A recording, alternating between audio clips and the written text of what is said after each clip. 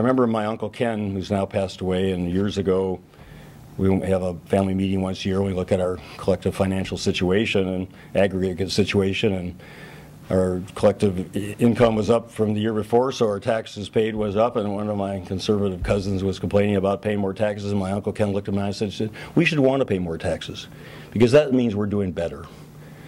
And his belief was, and I share that belief, that if you're doing better, then you pay more in taxes because you can afford to pay more in taxes, and because, as Shirley Chisholm once said, taxes are the rent we pay for being citizens of this democracy. It's for being part of the collective needs of this society.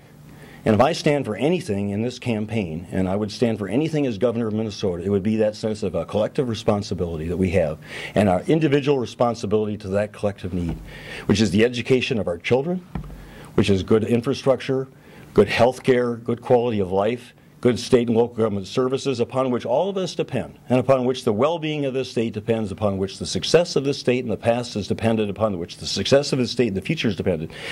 And if people don't believe that with me, then they'll have other choices. But that's what I fundamentally stand for, and what I will do as governor, and I mean it when I say I will do it. And the alternative, and again, that's why I keep coming back, the alternative is cut another $5.8 billion from education. I mean, as I've said before, hypothetically, you could balance the state budget by providing public school 3 days a week. It'd be crazy to do so. It'd be terribly destructive. But if you want, so the budget is about values and priorities as well as about dollars and cents. And that's where I think we really need to have this comparison. What are the values and priorities of those who say we don't think the rich should pay even the same percent of their income in state and local taxes as the rest of Minnesotans, and therefore we'd rather cut X, Y, and Z. And I think we have a right to know what X, Y, and Z really are.